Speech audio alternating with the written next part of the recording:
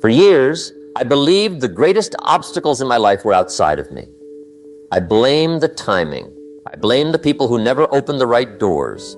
I blamed the opportunities that came too late. The circumstances I did not choose, and the setbacks that arrived when I was ready to move forward. Because if the problem was out there, then I did not have to look too closely at what was happening in here. But eventually, life forced me to face a truth I had spent years avoiding. The person standing between me and the life I wanted was often the same person staring back at me in the mirror. That realization was not inspiring at first. It was painful because I knew what I wanted. I had goals, I had plans, I had read the books, watched the speeches. I knew what discipline looked like. I knew what needed to change, but knowing was not the problem. The problem was that I kept negotiating with myself. I would say I was tired when I was really uncomfortable. I would call it waiting for the right time when I was actually afraid. I would tell myself I needed more clarity when what I really needed was courage. I would promise that tomorrow would be different, then repeat the same choices that had created yesterday. Maybe you know that feeling too. Maybe you have looked at your own life and wondered why you are still standing in the same place.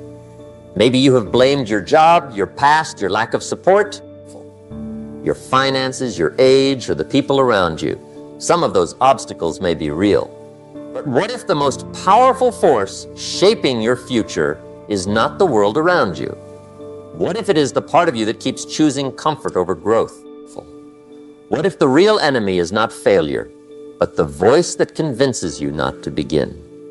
What if the future you want is being delayed by habits you refuse to confront? That question changed the way I understood self-help. I stopped seeing personal growth as a collection of motivational ideas and started seeing it as a confrontation. A daily confrontation between the person I had become and the person I knew I could still be. Because when we do not learn to lead ourselves, something else will. Our emotions will decide what we do. Our fear will choose what we avoid. Our phones will control our attention. Other people's opinions will shape our confidence. Our comfort zone will shrink our ambition. And without realizing it, we will spend our lives reacting instead of creating. That is the hidden battle. It does not always look dramatic.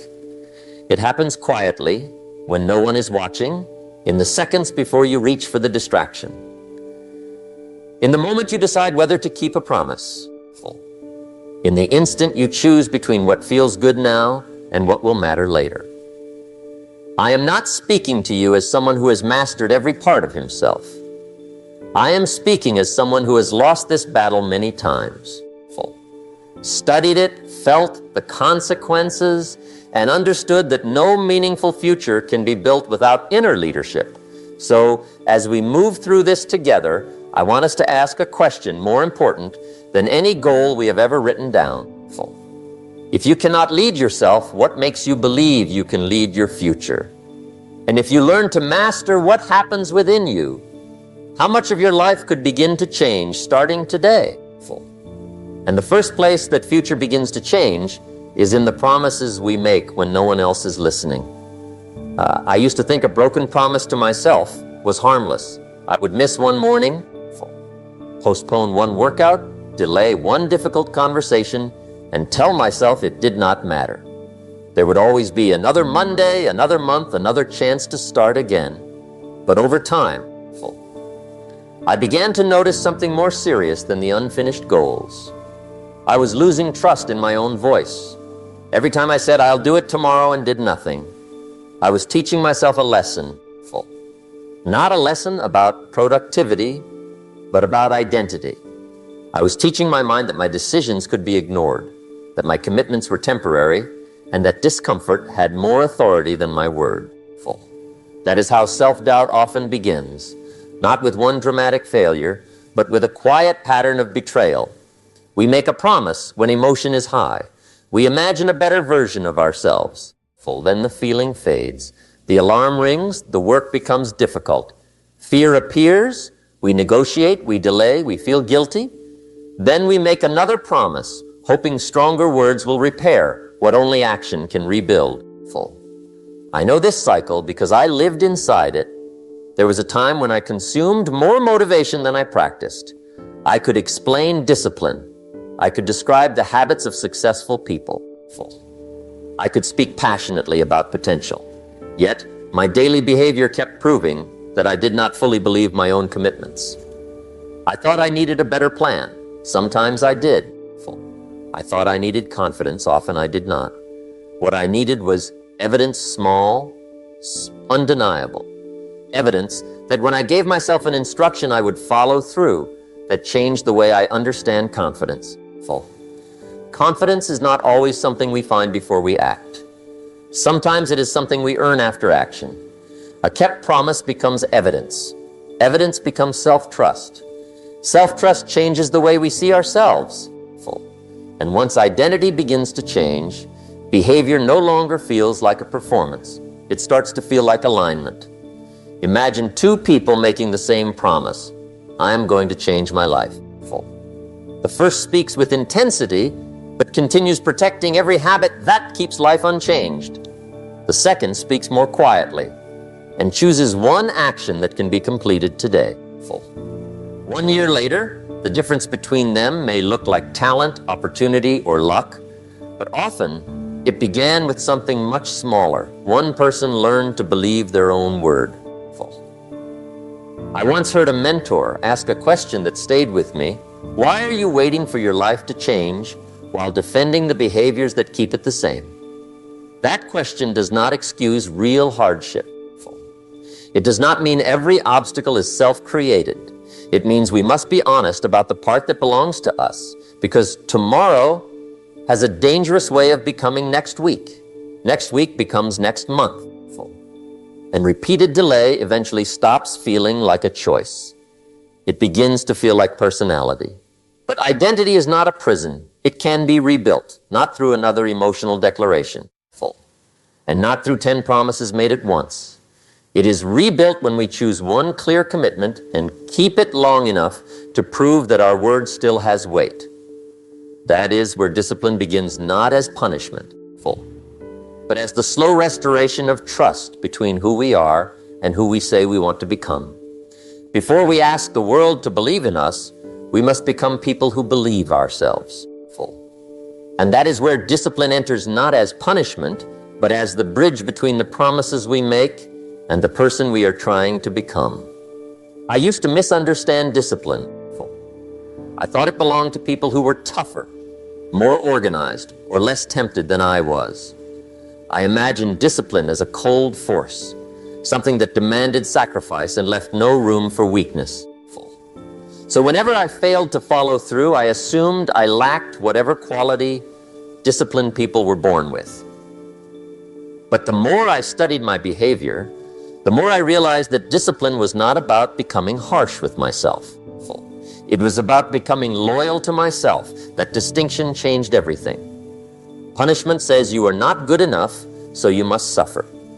Discipline says your future matters, so this choice matters. Punishment is driven by shame. Discipline is driven by respect. One tries to break you into obedience. The other teaches you to act in alignment with what you value. I began to notice that each disciplined action carried a message waking up when I said I would told me that my purpose mattered. Moving my body told me that my health mattered. Turning off the noise told me that my attention mattered. Finishing difficult work told me that my word mattered. None of those actions felt dramatic. Most were ordinary. But that was the point. A meaningful life is rarely built in spectacular moments. It is built in decisions we repeat after emotion disappears. Motivation had fooled me because it felt powerful on the days I felt inspired. Everything seemed possible. I would make ambitious plans and imagine a different future. But motivation was unreliable. It rose when the music was loud and vanished when the morning was cold. The work was boring or progress was invisible. Discipline stayed after the feeling left. It taught me that I did not have to obey every mood. I could feel tired and begin. I could feel uncertain and take the next step. I could feel afraid without treating fear as a final answer that did not make me fearless. It made me less controlled by fear. This is why action often comes before confidence. We keep waiting to feel ready, but readiness is not always an emotion. Sometimes readiness is the decision to move while part of us is resisting. The action becomes evidence. The evidence creates trust, and trust slowly becomes confidence. Talent cannot replace that process. Knowledge cannot replace it either. A gifted person who never follows through will remain full of unused possibility. A person with average ability but steady discipline can keep learning, adapting, and moving long after excitement disappears. There is also a cost to avoiding discipline. Comfort feels inexpensive because we pay for it later. We pay through lost time, weakened confidence, limited choices, and the private knowledge that we kept abandoning what mattered. That is why I no longer ask whether discomfort can be avoided. It cannot. I ask which discomfort is worth choosing. There is discomfort in training and discomfort in weakness. Discomfort in saving and discomfort in dependence. Discomfort in learning and discomfort in remaining unprepared. Discomfort in change and discomfort in regret. For me, discipline became the choice to accept a smaller pain now, so my future could have greater freedom later. So do not begin by trying to redesign your entire life. Choose one action small enough to repeat and meaningful enough to respect. Keep it when the feeling fades. That is how discipline stops feeling like punishment. It becomes proof that you are standing on your side.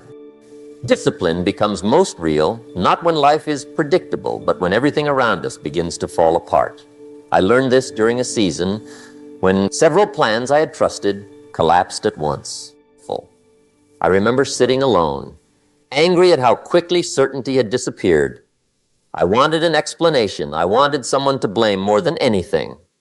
I wanted life to return to the version I had already prepared myself to handle. But life rarely asks whether we feel prepared. It interrupts, it delays, it delays. It takes away familiar ground and forces us to stand somewhere we did not choose. In those moments, the question is no longer whether we have goals. The question is who we become when those goals are threatened. I have come to believe that character is revealed in the distance between what happens to us and what we decide to do next. That distance may last only a few seconds, but entire futures are built inside it.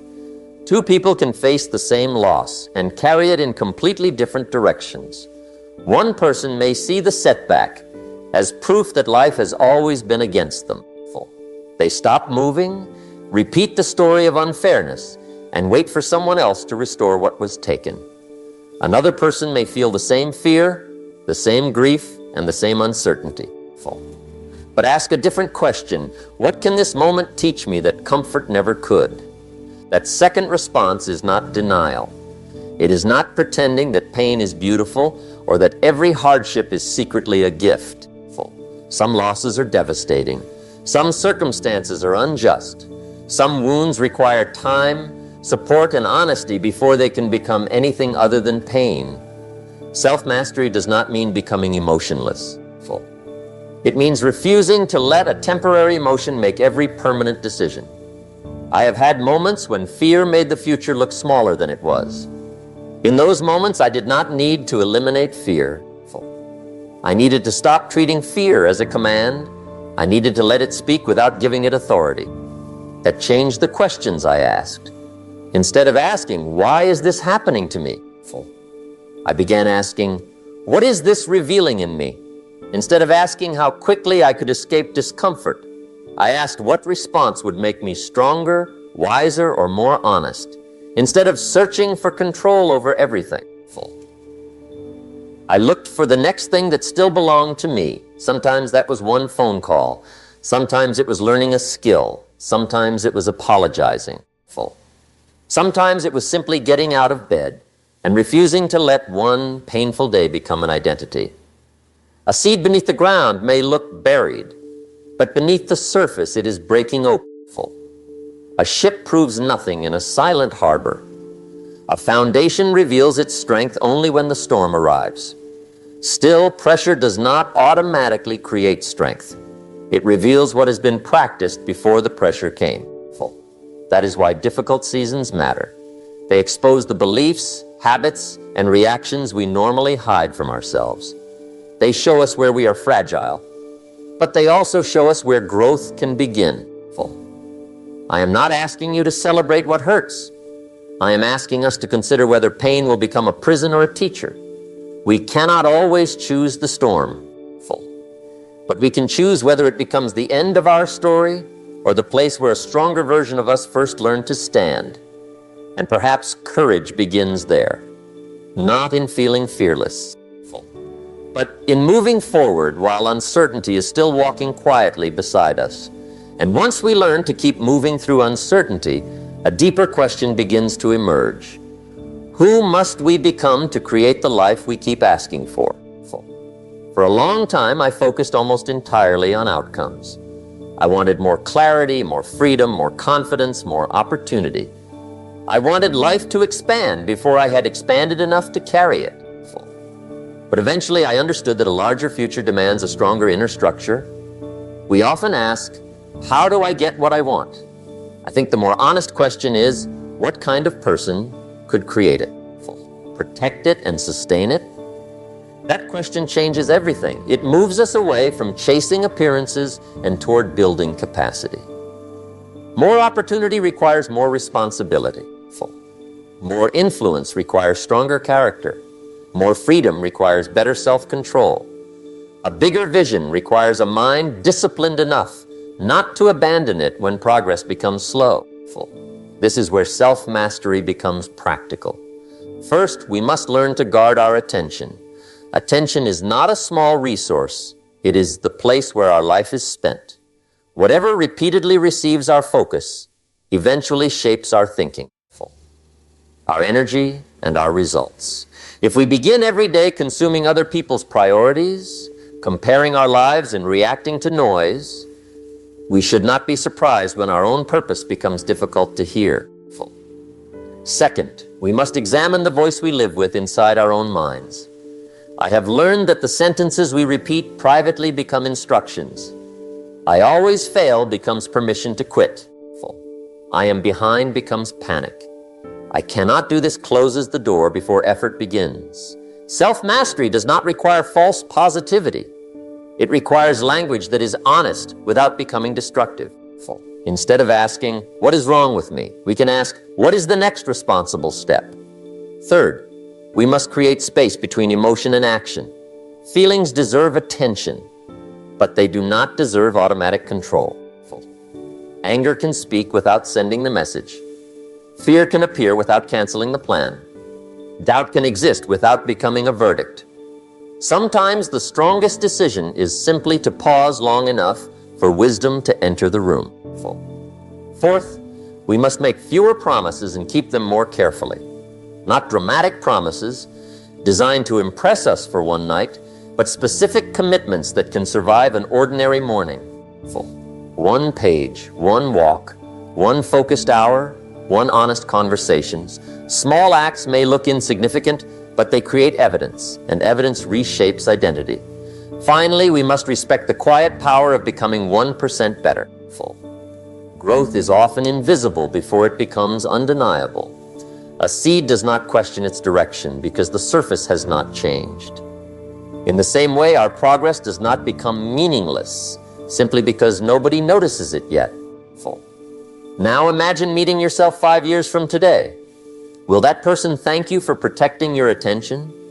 Will they live with more strength because you accepted small discomforts? Will they trust themselves because you kept today's promise? Or will they carry the cost of another season spent